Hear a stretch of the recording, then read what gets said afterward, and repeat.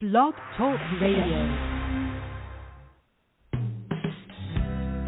Welcome to Women Who Rock with Success, a digital media source for professional and entrepreneurial women. Did you know that we can be found on Google Play, Roku TV, Amazon Fire TV, Sam's Broadcasting, AutoCast, and more?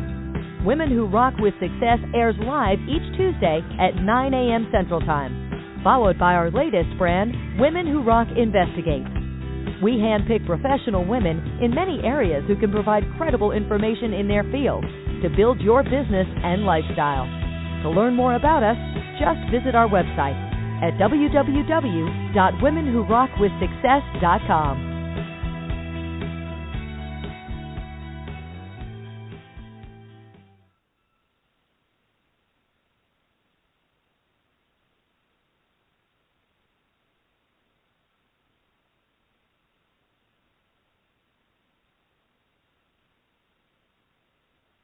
Good morning. It is a pleasure to be here. I'm so excited and all about what you do with Women Who Rock with Success, so it's a pleasure to be here.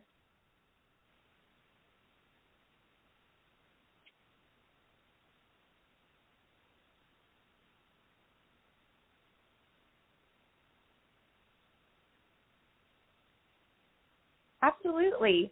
So, like you said, I'm Leah Roddenberry. I am 21 years old and about to graduate on Monday from the University of Florida.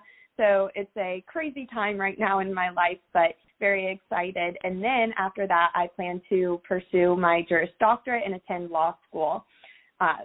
I really have been inspired to pursue further education through the Miss America organization, which, as you said, I am the current Miss Tampa 2020 and 2021, and Miss America, which most people may not know, is the largest provider of scholarships for young women in the nation, which is incredible and one of the main reasons that I compete. I love the fact that they continue to inspire young women to pursue further and educate themselves throughout the organization and then throughout their lives and their careers. And my parents love that as well, that I get a lot of scholarships through this organization.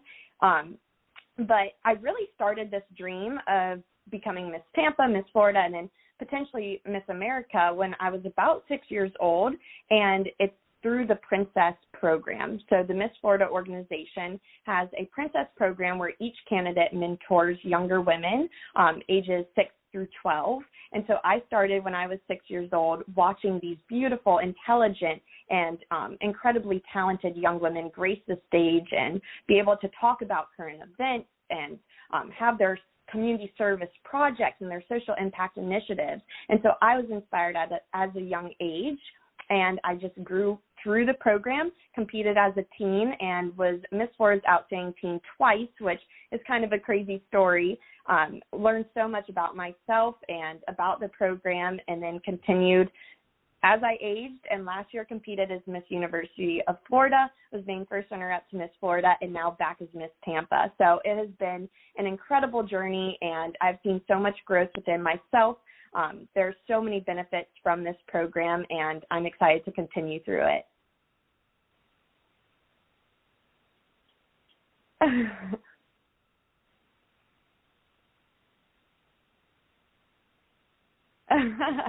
Yes, it has required a lot of sacrifice, not only from me, but from my parents and my siblings. I don't know if I mentioned this, but I'm the youngest of 5. So it really has been a family ordeal. So it takes a lot of sacrifice, a lot of commitment, and I am so thankful, so grateful for my family that has been my rock throughout this journey and their willingness to allow me to achieve my dreams and go after them unapologetically. So I owe a lot to them.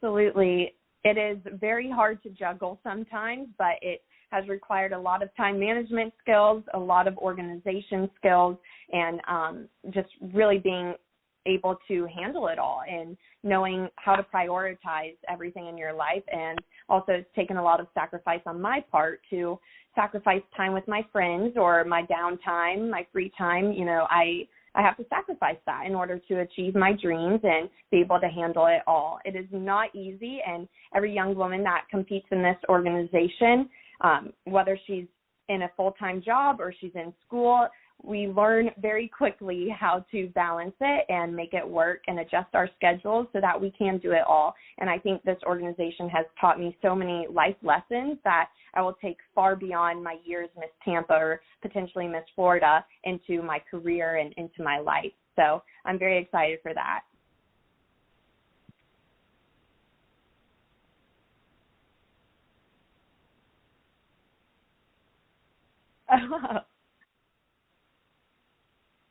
Absolutely.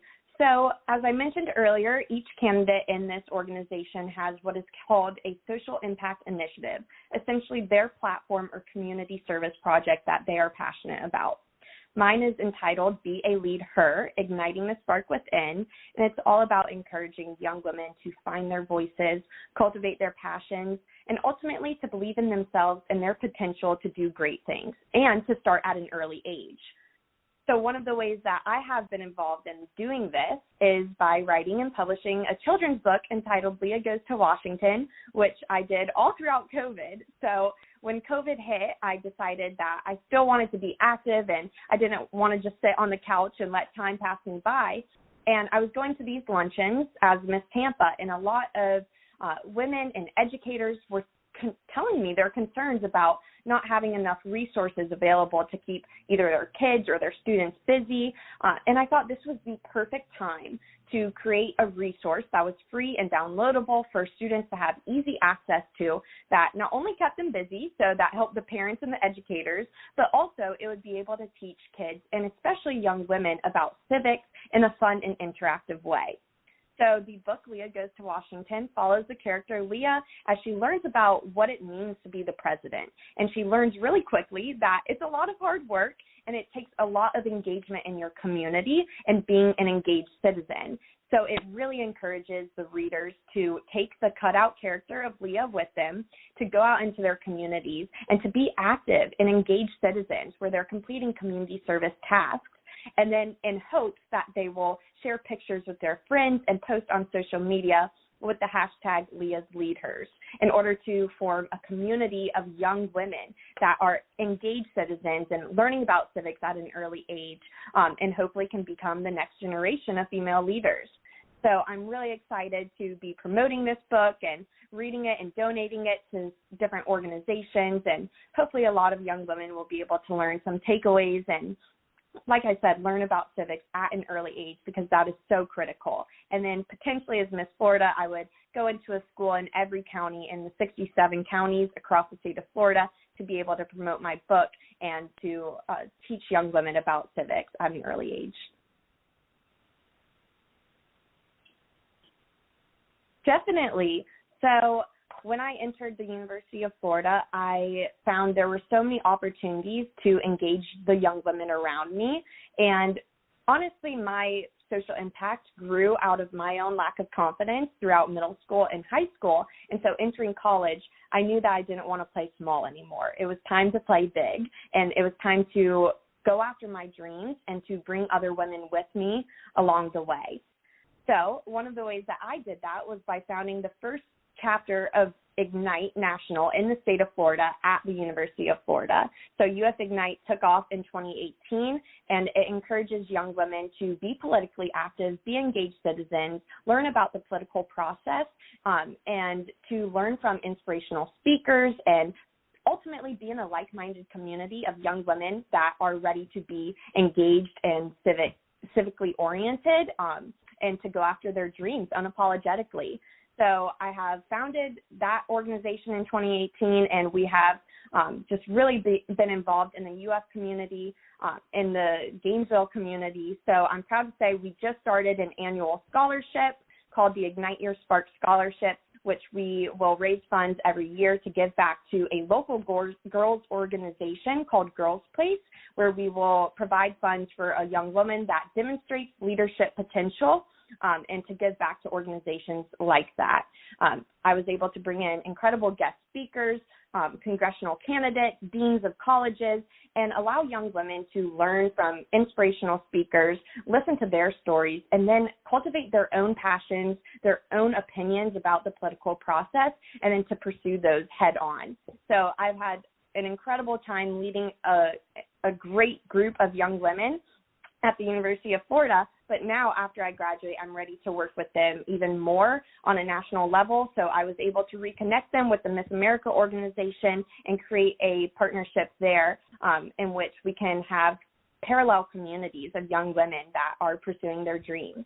So I think America needs to learn about this organization even further, and every young woman should know about it, especially at the college level. Thank you.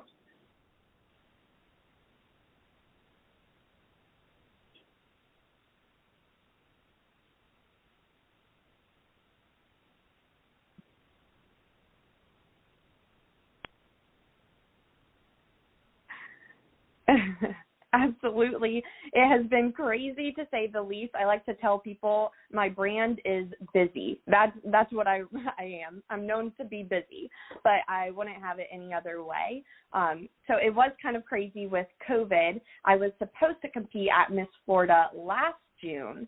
So because of the pandemic, the Miss America organization postponed all of the competitions a year.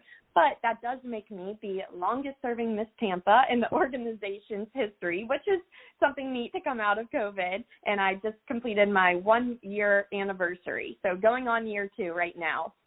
But things are slowly but surely starting to pick up. Miss Florida will be happening June 26th is the finals, so very excited for that to happen. And the hype is real, so things are definitely picking up. I'm running around all over.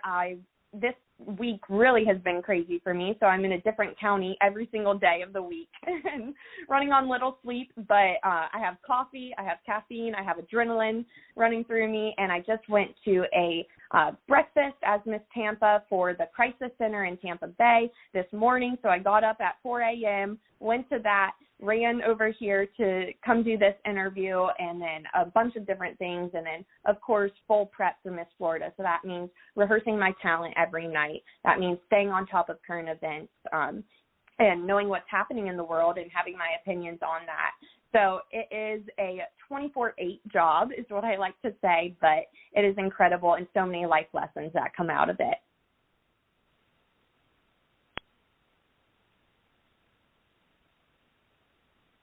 Oh.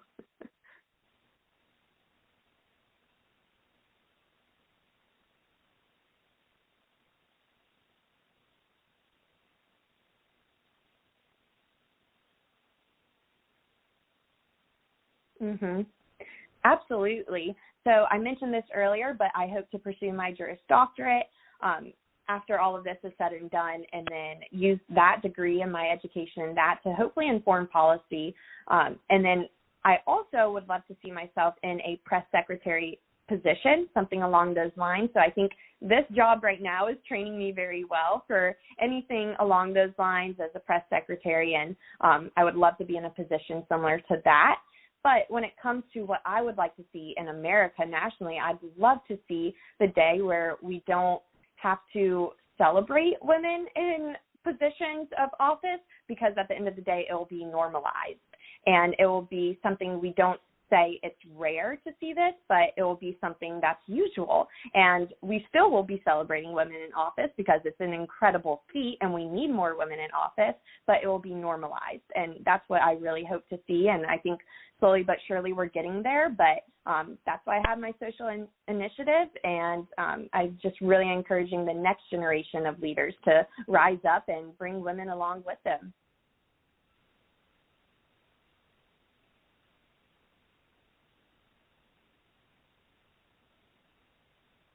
Absolutely. I would love to connect further with everyone listening, and do not hesitate to reach out to me. I would love to talk to anyone and everyone. So my website is leahroddenberry.com. You can find all of my social media on there, and through that website, you can also head to leahgoestowashington.com, which has all the information about my book, which is free and downloadable online, and then also you can purchase a hardcover through Amazon. So please reach out. I'd love to connect.